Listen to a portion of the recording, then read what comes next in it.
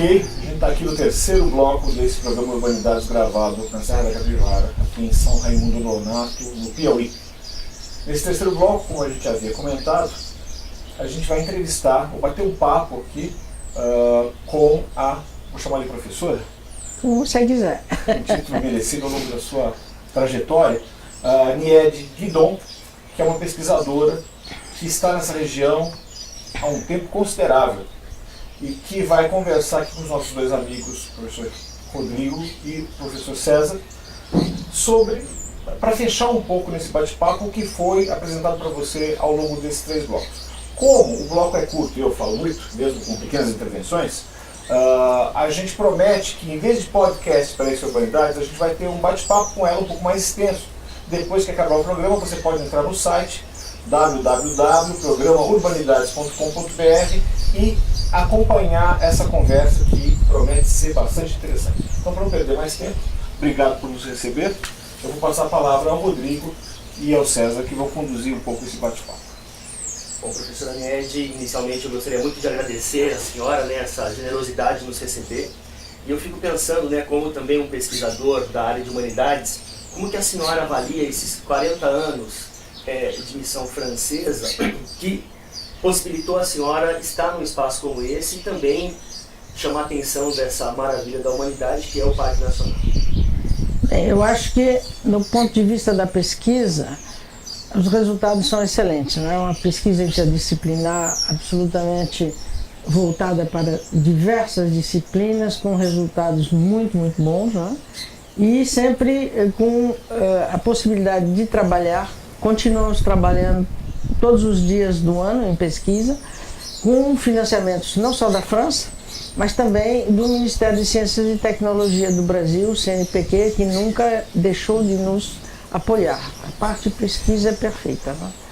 E, infelizmente, eu acho que os problemas são voltados para a parte de conservação do Parque Nacional, que é importante, porque esse parque é o nosso campo de pesquisa e nós estamos realmente com dificuldades cada vez maiores.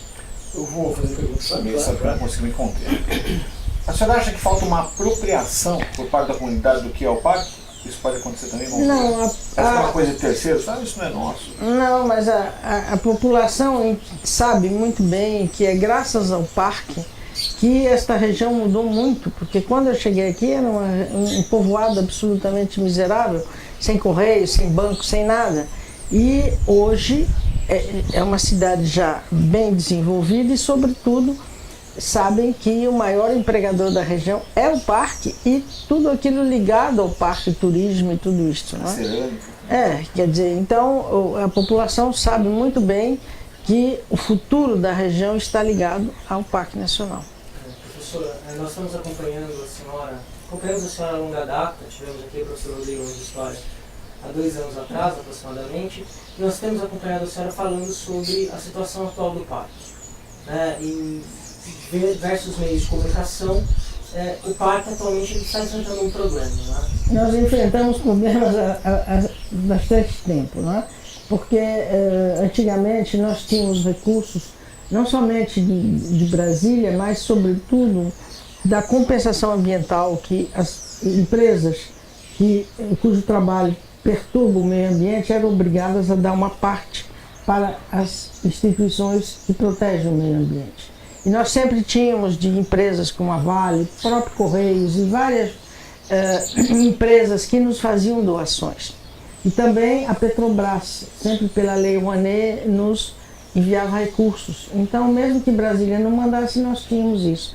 Mas, infelizmente, foi, não me lembro mais, acho que em 98, que criaram o tal do Fundo da Compensação Ambiental. O dinheiro agora vai para Brasília e tudo que vai para Brasília se perde por lá. Então, não temos mais esses recursos e a Petrobras, este ano, cortou para menos da metade as doações que ela nos dava. Então, este ano a coisa está realmente muito, muito difícil. Isso impacta, claro, é visível que impacta, porque é uma quantia muito, menos da metade do que se era necessário, né? Quais são as consequências se isso não for revertido? Bem, o que acontece é o seguinte, que nós fizemos em todo o entorno do parque, a cada 10 quilômetros, uma guarita. E nós tínhamos lá, então, funcionários cuja função era nos avisar, porque todas elas tinham sistema de rádio, energia solar para poder, então, funcionar. E essas senhoras que trabalhavam lá nos avisavam no caso de ouvir barulho de caçador, tiros, cachorros e, sobretudo, fumaça. Incêndios, para evitar que os incêndios entrem no parque. São 28 guaritas, dessas 28 guaritas, todas elas, vocês podem até ver, que são guaritas extremamente confortáveis e úteis para esse trabalho.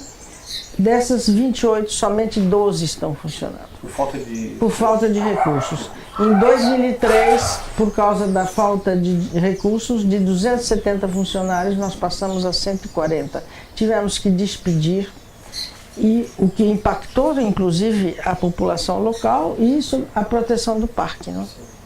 E agora, se tivermos que despedir todas, o parque vai ficar completamente sem ninguém para tomar conta, porque o próprio ICMBio, o chefe do parque me disse que eles estão sem recursos e que receberam o aviso de que vão cortar o número de guardas, que são terceirizados, eles não vão renovar o contrato de todos. Quer dizer, cada vez menos proteção para o parque. Eu acho o seguinte, a gente não planejou exatamente a pauta desse último bloco para ser esse apelo, né? Mas eu senti aqui, eu acho que a gente tem que aproveitar esse momento, né, e deixar essa conversa técnica e talvez uma conversa até mais emotiva para a matéria que a gente vai colocar depois, né? E aproveitar esse minutinho que falta para acabar esse bloco, né, e mostrar para quem está em casa, né, ou pedir para quem está em casa que entenda que esse parque, que da Serra da Capivara, ele não é um patrimônio local, não é nem estadual, diria que não é nem brasileiro, porque a própria Unesco definiu ele como um patrimônio da humanidade. Então ele é seu também.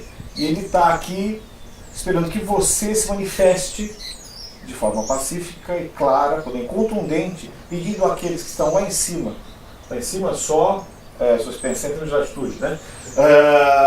Para que hajam e entendam que o descaso e a falta de ação com relação a algo tão importante impacta aquele que está lá embaixo e que acaba votando em você que está aí no poder. Acho que é isso, né? Talvez eu acho que é um importante momento também para lembrar que agora deve entrar uma campanha, né, professora, na internet. Sim. Nós vamos tentar, não é? Uma última tentativa, que nós temos, o Ministério da Cultura aprovou o nosso projeto pela Lei Rouanet, e qualquer empresa, qualquer pessoa que fizer doações, então, pode aproveitar dos benefícios da Lei Rouanet. Professora, aproveitando esse minutinho final, como que essa pessoa que está em casa, que de repente é um empresário, alguém que está numa empresa em São Paulo, ou pela internet ou de qualquer lugar do país que esteja vendo o nosso programa, pode entrar em contato com você? Nós vamos colocar na internet, já temos no nosso site, vamos colocar todos os dados para como entrar, todos aqueles que quiserem participar dessa campanha para salvar a Serra da Capivara. Então, para salvar a Serra da Capivara, você deve estar tendo agora na tela aí um e-mail ou uma forma de contato. A gente conta com vocês e eu acho que a gente termina por aqui.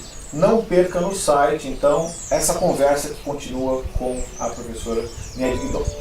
Obrigado a vocês e até semana que vem.